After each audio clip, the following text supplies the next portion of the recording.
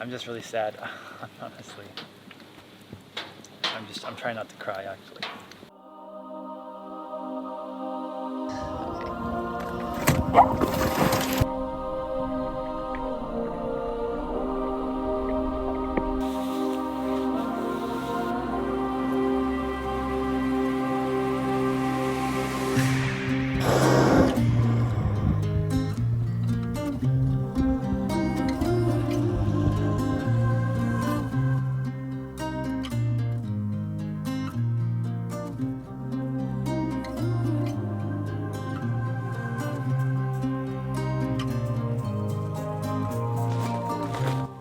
I've been here before, and at the same time, this is new to me.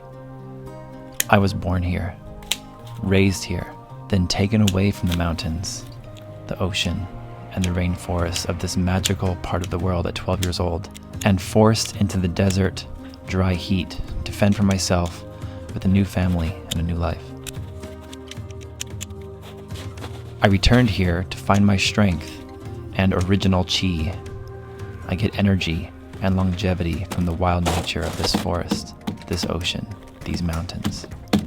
I'm entering into a new phase of life with Nicolle, an undiscovered country, which at this time pulls us away from the temperate rainforest coastal life to a radically different energy, a different chi, a different flow, different flora and fauna, and a completely different ecosystem.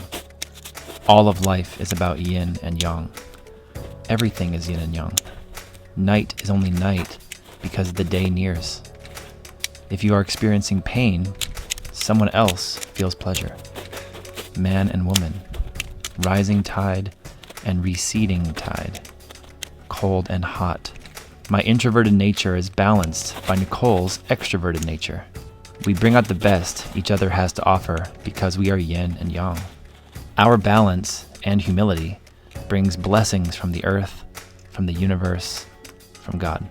I don't want to hide away in the wild forest. My introverted desires beg to hide away. A voice comes and tells me to continue to gain more experience. This voice is a feeling which rewards me for doing what is uncomfortable. The feeling is a vibrational energy which showers blessings to my family as a reward for living in balance, living humble, and living for new natural experiences.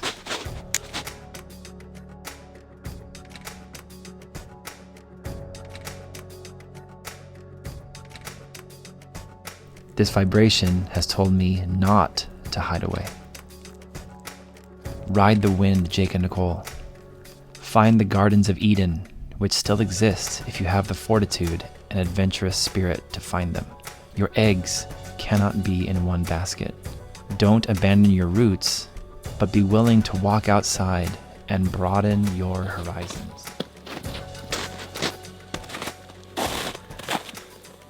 Hey. Hey, what you doing? Just lemon balm. Does it still smell strong?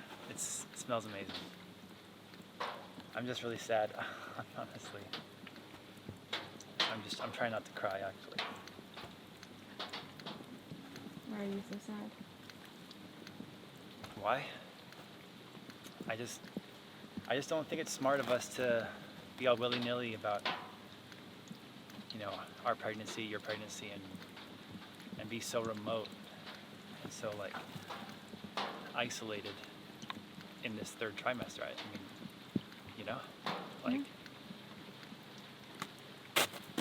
You're keen on having a home birth, Yes. midwife. I still think to do that is 100% incredible, but to be a 10-hour journey across the ocean to the nearest person is tough, and I just don't think it's safe. But I don't want to leave another garden because I'm afraid that will never come back. We'll come back. I know, but I've lost my garden before.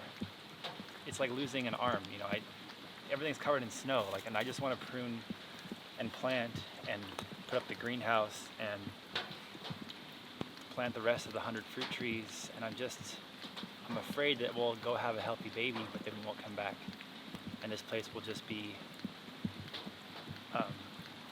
a dream that once was.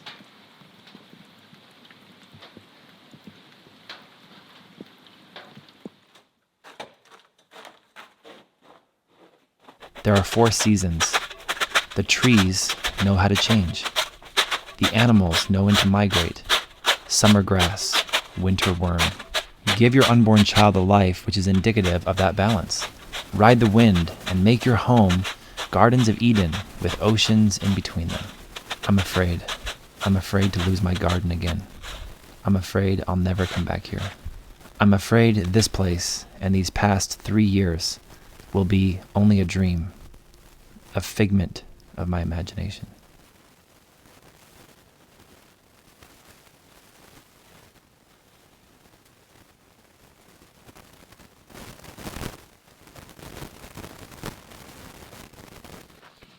Where will we go? What will happen to Komorebi? Is leaving and starting again the way?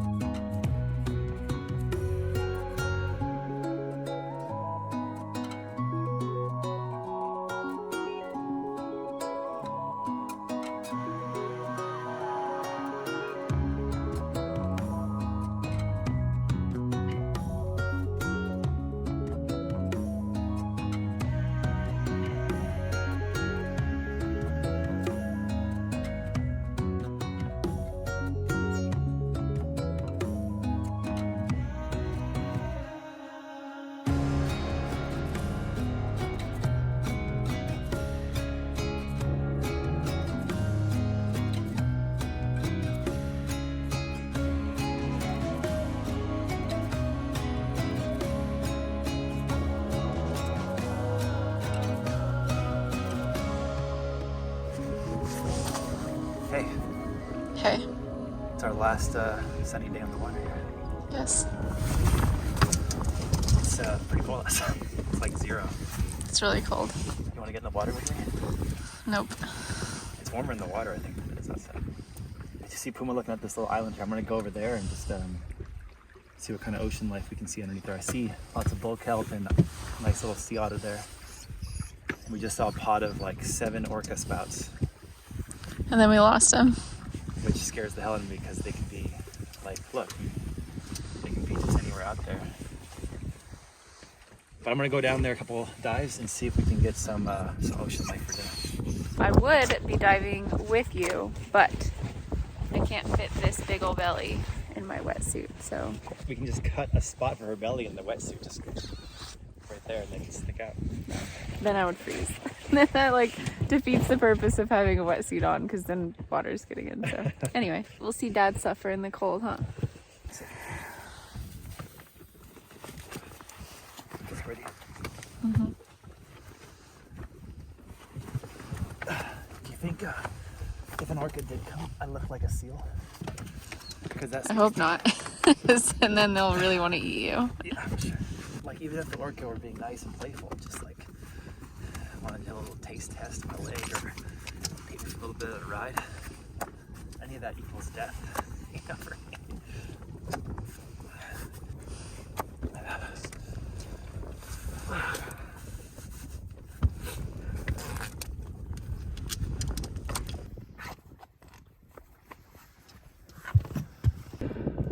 back till I get you and the baby and the kid dinner. Okay.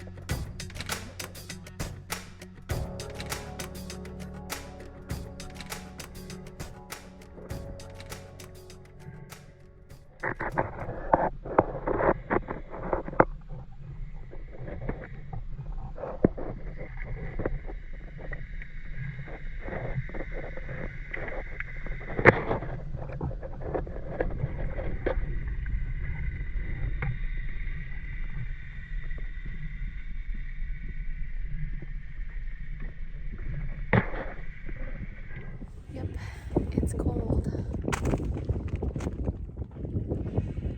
Thank goodness I brought some tea. Also want to give a shout out to a girl named Kim that made this wonderful hat for me and also sent a bunch of goodies for the baby that I'm absolutely obsessed with.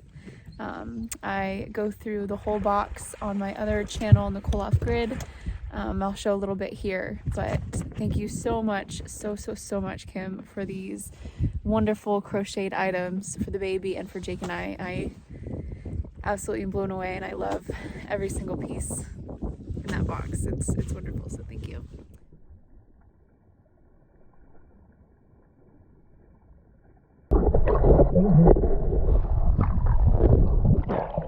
Hey, family.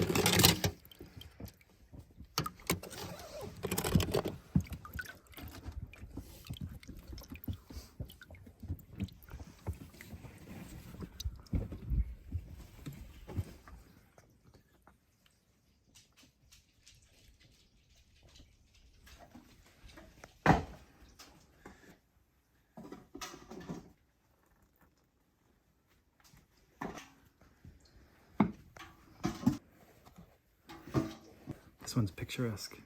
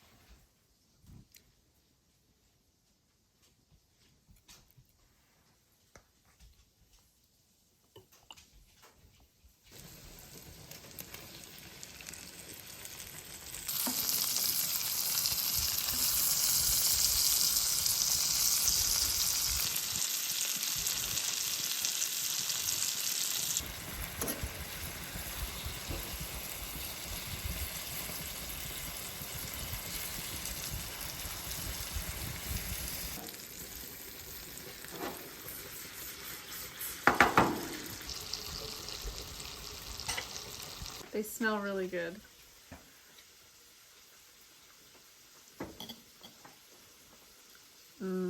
Describe.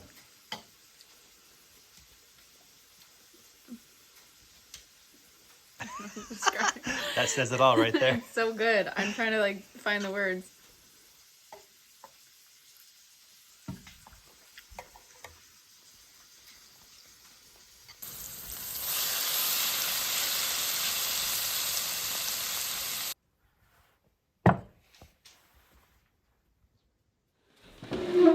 Nice little catch and cook here. Yes. Wild food. Thank you for these blessings, Nicolle. Yeah.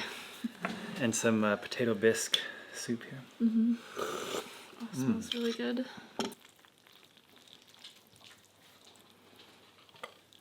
Nice technique there.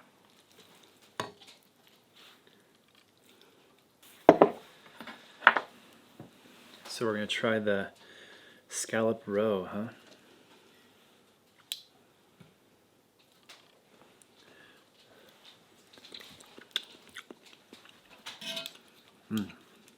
Good? It's great. Yeah. Like the yolk of a hard-boiled egg.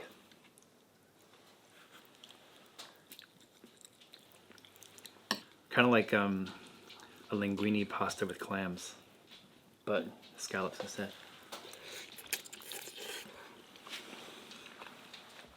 When you eat the roe, you're doubling your yield. It's good.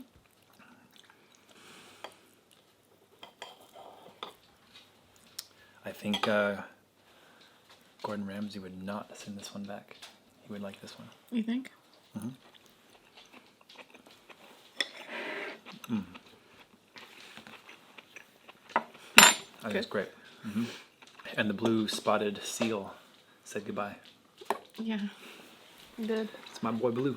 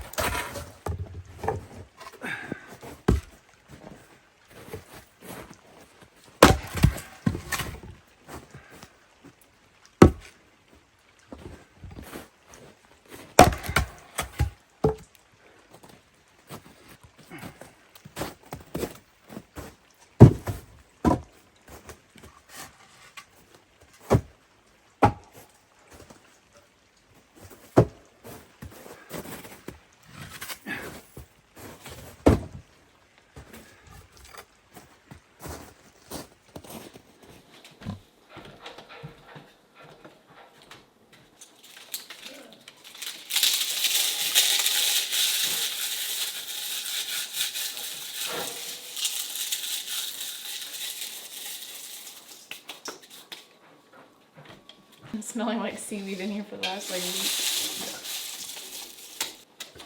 Don't touch. Hey, how's it going up there? Hey, what's up? Some touch-ups and then the underlayment and then the roof. Awesome. Is it scary being up that high? Does this look safe? Sure.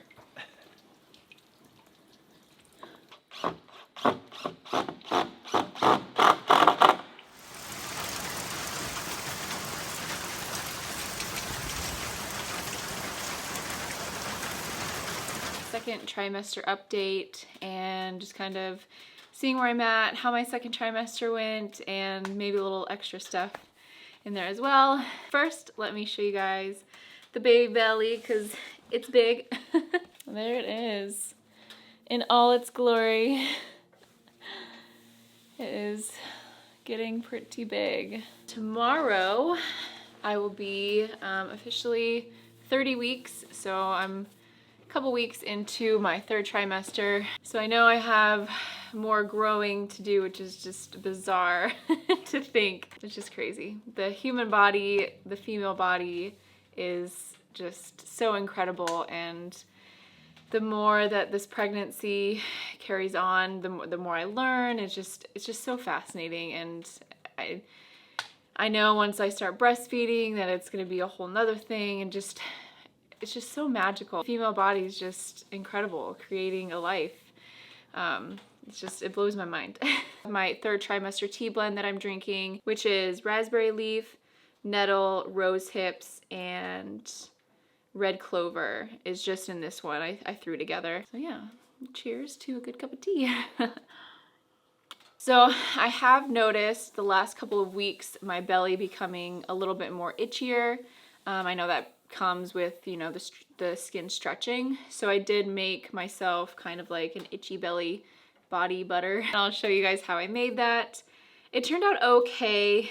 It's my first time making like a lotion like this.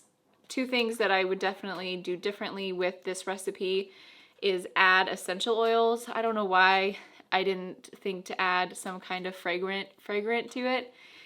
So it's very plain, there's no smells. I would have loved to add some lavender in here or bergamot or something to give it a little bit of a good smell, because it is just very neutral.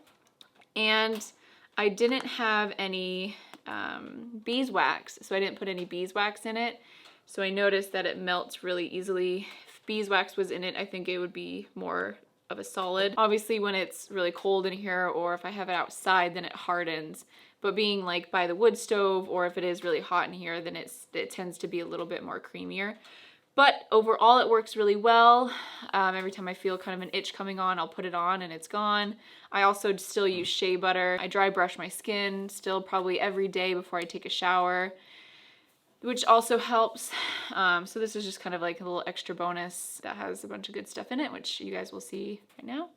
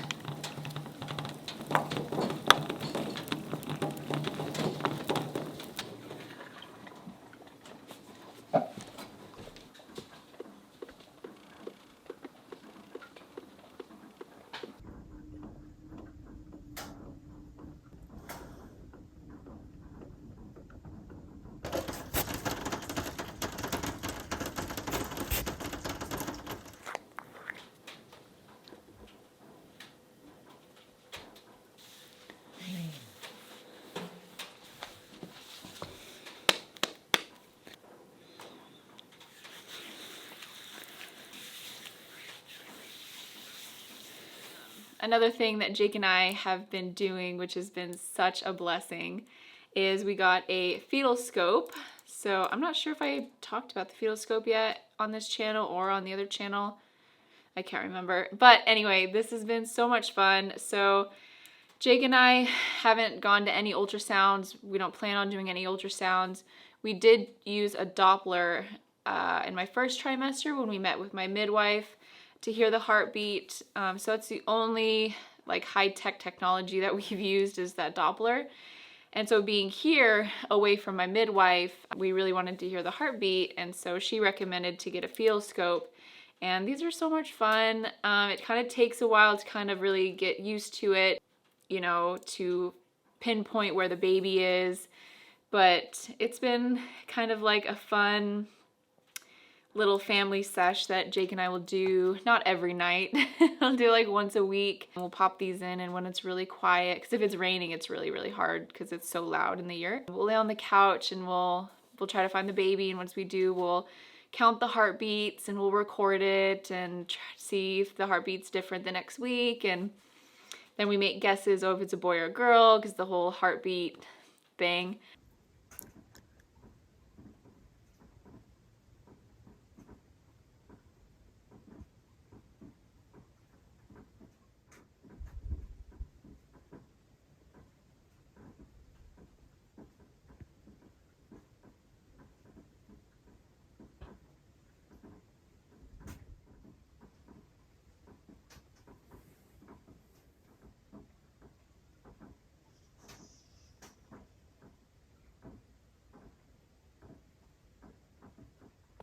So firewood in our area is tough to come by because it's the rainforest, and it's not like most of Canada where you're just battling the cold. Firewood here, you're battling the wet, and even though there's snow on the ground right now, this is very uncharacteristic and usually only happens about 1 week or 2 weeks out of the year. So you're trying to put away your firewood during the early spring and winter and then letting it dry out all summer in towers so the air can go through it. It's already split. The sun can dry it. And then the sun also charges it. The sunlight on the wood can actually charge the pores of the wood to make it hotter. And around August, you put it away in your woodshed. So it's out of the rains once they start in September. And I see some of these trees. See some of the trees back there that look like they're just trunks? They're like little skeletons. Trunk, trunk, trunk. A nice green one next to it. Let's go cut down one of these guys and see what the quality of the wood is for firewood purpose.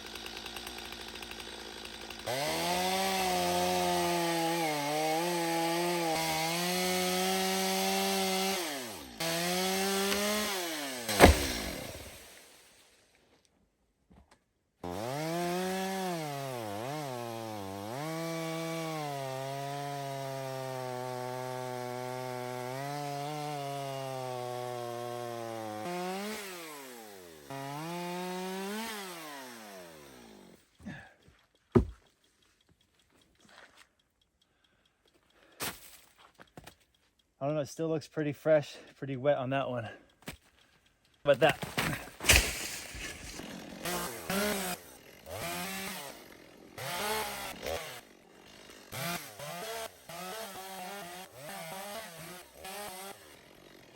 I see people sometimes wearing jean jackets for style, and this whole adventure has given me a way better appreciation for jean jackets for practicability, you know?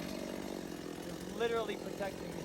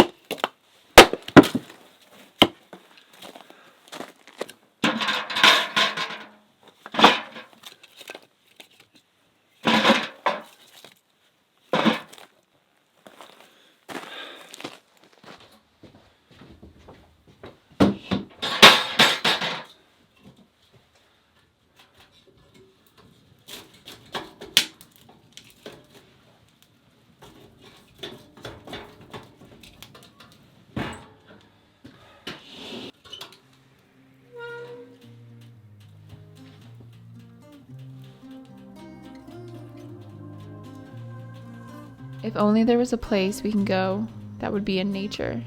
If only there was a place we can go that would be in a radically different climate, giving us access to completely different foods, flora, and fauna than we have here at Komorebi.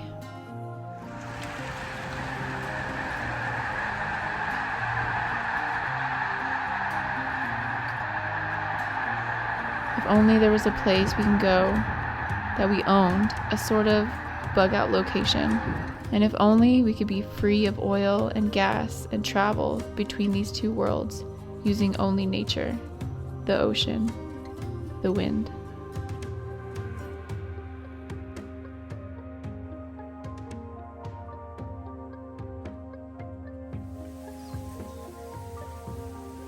Where are we?